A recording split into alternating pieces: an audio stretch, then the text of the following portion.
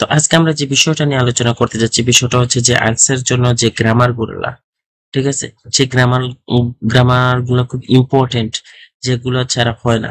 তো আমি একটা জিনিস আরকি রিয়ালাইজ করতে পারছি যে কিছু স্টুডেন্ট আছে, ঠিক আছে? কিছু স্টুডেন্ট আছে যারা খুব দ্রুত আইএলটিএস এর প্রিপারেশন নেওয়া শুরু করে এবং ৪ থেকে ৫ মাস ৬ মাস সর্বোচ্চ এর মধ্যে তারা একটা ভালো স্কোর করে বিদেশে চলে যায়। আবার কিছু স্টুডেন্ট আছে এখানের মধ্যে যারা মানে ১ বছর, ১.৫ বছর, ২ বছর হয়ে যায় আইএলটিএস এর প্রিপারেশন নিচ্ছে। বাট আসলে ওইভাবে কোন ধরনের ইমপ্রুভমেন্ট সে মানে নিজের মধ্যে পাচ্ছে না। তো কারণটা কি? কারণটা হচ্ছে যে অনেক টিচাররা বলেন যে আসলে ইংলিশের জন্য হোক কিংবা আইএলটিএস এর জন্য হোক এই গ্রামারটা খুব ইম্পর্টেন্ট না। এটা আমরাও দেখি যে অনেক ইউটিউব চ্যানেলে হোক অনেক টিচার বিভিন্ন কোচিং সেন্টারে বলে থাকে। তো আসলে আমি আসলে জানি না তারা কেন বলে। কারণ হচ্ছে it's very far from the reality. এটা হচ্ছে যে গ্রামার ছাড়া এটা বাংলা কিংবা আপনার অন্য কোনো ল্যাঙ্গুয়েজ না। আপনার একটা ভাষায় ইংরেজির জন্য গ্রামারটা খুব বেশি মানে জরুরি। কারণ এই ইংরেজি ভাষার প্রত্যেকটা যে এই আলাদা, আলাদা যে ওয়ার্ড গুলো আছে, এটার যে সংমিশ্রণ আছে, এটা কিন্তু এই গ্রামারটাই ঘটায়। ঠিক আছে? যে আপনি যদি একটু বাংলার কথা বলেন, যেমন আমি আমি আগামীকাল বাজারে যাব। ঠিক আছে? তো এই যে আমি আগামীকাল বাজারে যাব এখানের মধ্যে আপনি এই আমি একটা ওয়ার্ড, আগামীকাল একটা ওয়ার্ড, এই যে আলাদাভাবে আপনি ধরছেন, ঠিক আছে? বা যাব। তো এই যে এখানে ভবিষ্যতের কথা বলা হয়েছে, ঠিক আছে? কিন্তু এই ভবিষ্যতের কথা বলতে গিয়ে আপনি ওয়ার্ডের মধ্যেই সীমাবদ্ধ ছিলেন। ঠিক আছে? কিন্তু আপনি যদি এই একই কথা যদি ইংলিশে বলেন তাহলে আপনাকে এখানের মধ্যে এই যে ওয়ার্ড ব্যতীত আপনাকে গ্রামারের প্রিপজিশন আছে কিংবা অন্যান্য অনেক কিছু আছে যে আপনাকে ইংলিশের জন্য ইউজ করতে হবে। ঠিক আছে? একটা সেন্টেন্সের জন্য ইউজ করতে হবে। তো এই বিষয়টা যদি আপনি বুঝেন তাহলে আপনি বুঝবেন যে আসলে ইংলিশের জন্য গ্রামারটা কত ইম্পর্টেন্ট। হ্যাঁ? তো আজকে আমরা এই বিষয়গুলো নিয়ে আলোচনা করব যে সবথেকে ইম্পর্টেন্ট আমরা আসলে ওইভাবে গ্রামার আপনাদেরকে অনুরোধ করব না যে ওইভাবে আপনি গ্রামারের উপরে আপনি অনেক ভালো জ্ঞান রাখেন, এটা আমরা বলবো না। বাট বেসিক যে গ্রামার গুলো আছে আপনাকে জানতে হবে যে আপনার মোটামুটি 6.5 কিংবা 7 পয়েন্ট তোলার জন্য যে গ্রামারটা প্রয়োজন, ওই গ্রামারটাই আমি আপনাদেরকে শেয়ার করতে যাচ্ছি।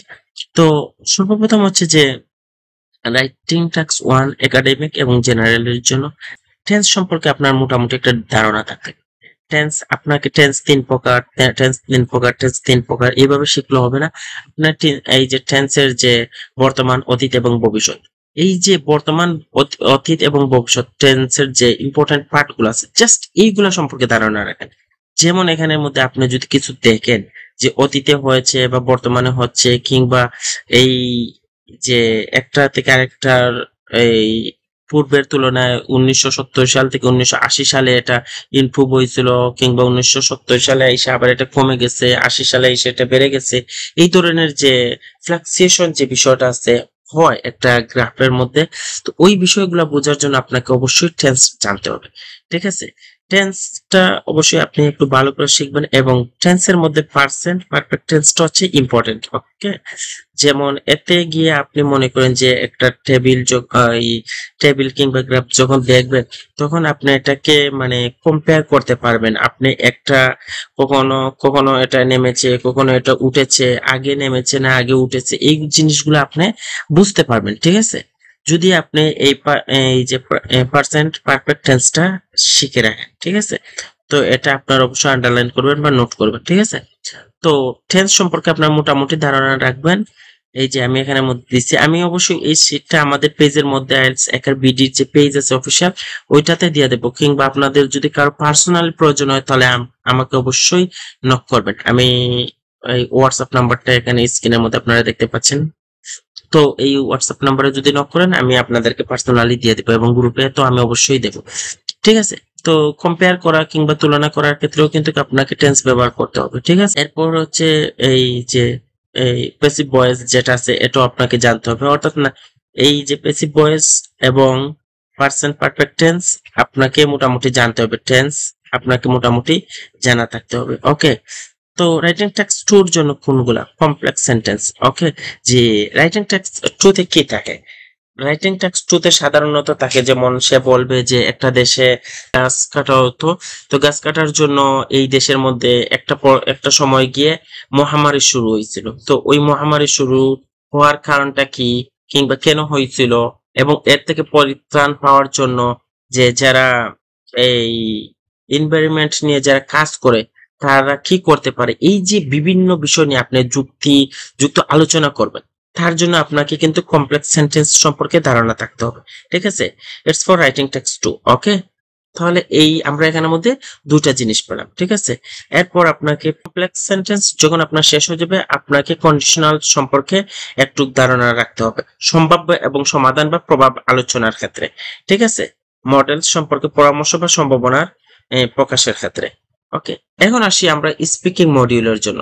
স্পিকিং মডিউলে কোন ধরনের গ্রামারটা ইউজ হয়, যেমন মনে করেন পার্ট 1, আমরা পার্ট 1 এর মধ্যে কি পাই, ইন্ট্রোডাকশন টাইপস এর কোনো কিছু থাকে, যে স্পিকিং এর মধ্যে আপনাকে জিজ্ঞেস করবে যে what is your name, you coming from where, কিংবা can you say something about your village, এই ধরনের মানে কিছু প্রশ্ন করে থাকে আর কি।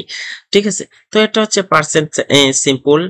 ওকে, পার্সেন্ট সিম্পল সম্পর্কে যদি আপনার ধারণা থাকে তাহলে আপনি এই যে সাধারণ যে তথ্যগুলো আছে এগুলা আপনি দিতে পারবেন। তো আপনার কাজটা হচ্ছে যে এটা আপনি কপি করবেন, কপি করে আপনি গিয়ে ইউটিউবের মধ্যে কিংবা গুগলের মধ্যে একটু সার্চ দিবেন যে পার্সেন্ট সিম্পল সম্পর্কে কি জানা যায়। ঠিক আছে, দেন আপনি এই সম্পর্কে যখন আপনি মোটামুটি ধারণা রাখবেন গ্রামার সম্পর্কে, তখন আপনি সাধারণত বলতে পারবেন যে আই কামিং ফ্রম রাজশাহী, কিংবা I come from Sylhet, Moulvibazar, এইভাবে আপনি কিছু একটা বলতে পারবেন।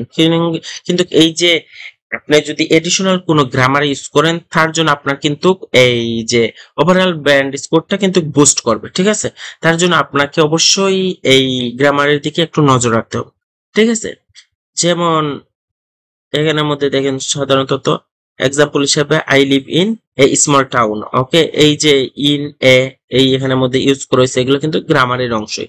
ঠিক আছে, ফার্স্ট সিম্পল। ওকে, অতীত এবং অভিজ্ঞতা শেয়ার করতে, যে আপনাকে বলবে যে can you say something about your university বা your college. Okay, was spend your undergraduation, কিংবা আপনার অন্যান্য যে স্টাডিটা আপনি কমপ্লিট করেছেন, ওই ধরনের কোনো প্রশ্ন যদি করে তাহলে তো অবশ্যই আপনাকে অতীত নিয়ে আলোচনা করতে হবে।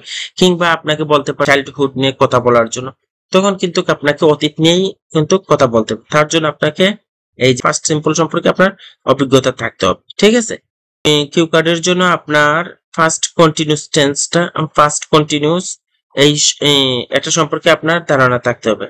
ফার্স্ট কন্টিনিউস সম্পর্কে আপনার অতীতের একটা চলমান ঘটনা। ঠিক আছে, কিউ কার্ডের জন্য কিন্তু আপনার সাধারণত অতীত নিয়ে কিংবা ওই ধরনের কোনো কিছু নিয়ে আলোচনা করা হয়। তাহলে আপনাকে এই যে আইএলটিএস রাইটিং টেক্সট টুর জন্য আপনাকে ফার্স্ট কন্টিনিউস টেন্সটা জানা থাকতে হবে, আপনি জানতে হবে। ঠিক আছে, তো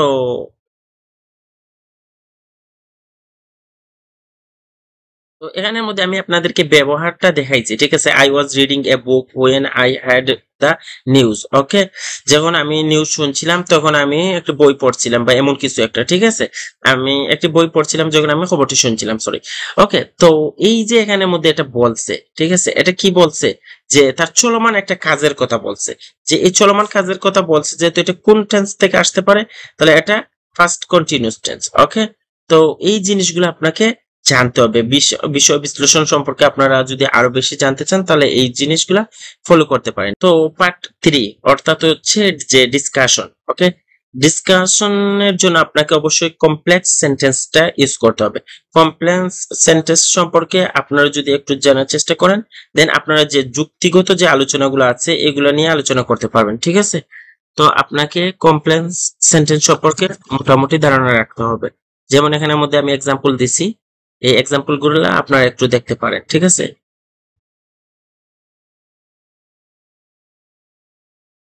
ওকে, যাই হোক আমরা এখন আসছি যে রিডিং মডিউলের জন্য ব্যবহৃত যে গ্রামার গুলা। ঠিক আছে, রিডিং এর জন্য আপনাকে আসলে আমার মনে হয় যে আইএলটিএস এর মধ্যে সব থেকে কঠিন একটা পার্ট হচ্ছে যে এই রিডিং। ঠিক আছে, এই মডিউলটা নিয়ে অনেকেই অনেক প্যারা ফেস করেন, কারণ হচ্ছে এখানের মধ্যে অনেক বিষয়গুলা থাকে, আপনাকে অনেক ওয়ার্ড বাইর করতে হয়, গ্রামারের ইউজটা কোন জায়গায় হয়েছে ওই সম্পর্কে আপনার বিশদ ধারণা থাকতে হয়। তাহলে এর জন্য আপনাকে এই যে প্যাসিভ ভয়েস আছে এবং এই প্যাসিভ ভয়েস সম্পর্কে যদি আপনার এই ধারণা থাকে, এটা কিন্তু আপনার জন্য হেল্প হবে। তো প্যাসিভ ভয়েসটা আমি একটা জিনিস আপনাদেরকে বলি যে এই যে প্যাসিভ ভয়েসটা শুধু আমি রিডিং এর জন্য এখানে বলছি বিষয়টা তা না, আমি এখানের মধ্যে এইগুলা নিয়ে আমরা আসলে কাজ করি, যে কারণে আমরা যে জায়গায় যে গ্রামারটা ইউজ ওই জিনিসটা আপনাদেরকে বলছি। যে প্যাসিভ ভয়েসটা কিন্তু এর আগেও একটা জায়গায় ইউজ হয়েছে বা ব্যবহার হয়, তো এই জিনিসটা আমি কিন্তু আপনাদেরকে বলছিলাম, ঠিক আছে। এই যে প্যাসিভ ভয়েস আপনাদেরকে বলছিলাম যে কম্পেয়ার করার ক্ষেত্রে, ঠিক আছে। তো এই জিনিসগুলো আপনি যদি একবার শিখে নেন, ঠিক আছে, তাহলে মোটামুটি আইএলটিএস এর জন্য আপনারা রেডি হয়ে যাবেন, ঠিক আছে। তো আমি আশা করছি যে আপনারা এই রিডিং মডিউলের জন্য প্যাসিভ ভয়েসটা একটু মনোযোগ সহকারে শিখবেন এবং কম্পেয়ারের জন্য আপনারা এটা শিখতে পারেন, ঠিক আছে, যে তুলনা করা আপনার আগের এবং এই যে কম্পারিশন যে ওয়ার্ড গুলো আছে, মোর, লেস, ফিওয়ার, এজ, দেন, এগুলা সম্পর্কে আপনার মোটামুটি ধারণা রাখতে হবে, ঠিক আছে। তারপর হচ্ছে কন্ডিশনাল সেন্টেন্স, শর্তযুক্ত বাক্য। তো কন্ডিশনাল সেন্টেন্স সম্পর্কে আপনার যদি ভালো ধারণা থাকে, তাহলে আপনি যে এখানের মধ্যে যেমন if the experiment said it will change medicine, তো আপনাকে ওই কন্ডিশনাল সেন্টেন্স সম্পর্কে মোটামুটি ধারণা রাখতে হবে, ঠিক আছে। তো শর্তযুক্ত যে বাক্যগুলো আছে ওইগুলো আপনার জন্য ইজি হয়ে যাবে। ভোকাবুলারি এন্ড ওয়ার্ড ফ্রম, শব্দ এবং তার রূপ, শব্দের বিভিন্ন রূপ বোঝার দরকার, ঠিক আছে। যেমন মনে করেন ভোকাবুলারি এন্ড ওয়ার্ড, যাবেন নাকি বাইরে? হ্যাঁ, চলেন, রেডি হন। ভোকাবুলারি এবং ওয়ার্ড ফর্মস এর জন্য আপনাকে অবশ্যই ভোকাবুলারির উপর বিশদ ধারণা রাখতে হবে, দেন আপনার জন্য ভালো হবে। এটা ভোকাবুলারিটা ডেভেলপ, যেমন এখানের মধ্যে ডেভেলপ ইউজ হয়েছে, কিন্তু এই ডেভেলপটা হচ্ছে ভার্ব, কিন্তু আমি যখন এটাকে ডেভেলপমেন্ট বলবো, ঠিক আছে, এটা কিন্তু নাউন, ঠিক আছে।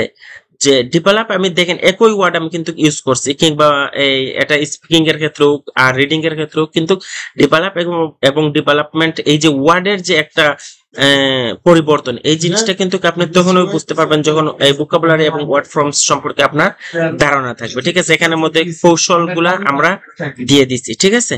তো আপনারা এই জিনিসগুলো একটু ওই মনোযোগ সহকারে দেখবেন, দেন আপনাদের জন্য ইনশাল্লাহ এটা অনেক দূর দূরান্ত একটা ক্লাস থাকবে, এবং পিডিএফটা অবশ্যই আপনারা নিয়ে নেবেন, ঠিক আছে। ভবিষ্যৎ পরিকল্পনার জন্য ফিউচার টেন্সটা খুব ইম্পর্টেন্ট হবে, এবং কন্ডিশনাল সেন্টেন্স গুলার জন্য আলোচনা বুঝে এটা, এই যে ফিউচার টেন্স, ফিউচার টেন্স জন্য আমি মেবি বলছিলাম যে ওই স্পিকিং এর জন্য আমি বলছিলাম যে ফিউচার টেন্সটা খুব ইম্পর্টেন্ট। তো আইএলটিএস এর জন্য এইগুলা কিন্তু খুবই ইম্পর্টেন্ট, ঠিক আছে। আমি মনে করি যে আর কোনো কিছু প্রয়োজন নেই, অর্থাৎ টেন্স এবং প্রিপোজিশন এগুলা যদি আপনার মোটামুটি ভালো ধারণা থেকে থাকে, এবং যেগুলা তখন আমি বলছি এগুলো সম্পর্কে যদি আপনার মোটামুটি ভালো ধারণা থেকে থাকে, দেন এনাফ, আর আপনাকে আইএলটিএস এর জন্য প্যারা নিতে হবে না। এইগুলা শিখুন, তারপর আপনি আইএলটিএস করুন। আমি এখানের মধ্যে যা কিছু বলছি এগুলো সাধারণত আমরা যারা একদম নতুন অবস্থায় আসে তাদেরকে এগুলাই বলি, ঠিক আছে, যে আইএলটিএস করার আগে যেন তারা এই বিষয়গুলো সম্পর্কে মোটামুটি জানে, দেন তারা মানে কিছু একটা করতে পারবে। তো আমি আশা করছি আপনারা বুঝেছেন। যদি বুঝে থাকেন তাহলে অবশ্যই এখানের মধ্যে একটা লাইক দিবেন, আর যদি বুঝে না থাকেন তাহলে আমাদেরকে কমেন্ট করে বলবেন যে আপনাদের কোন জায়গার মধ্যে প্রবলেমটা আছে। ইনশাল্লাহ আমি চেষ্টা করব আপনাদেরকে আনসার দেওয়ার জন্য এবং সাহায্য করার জন্য। ভালো থাকবেন, সুস্থ থাকবেন, আল্লাহ হাফেজ, আসসালামু আলাইকুম ওয়া রাহমাতুল্লাহ।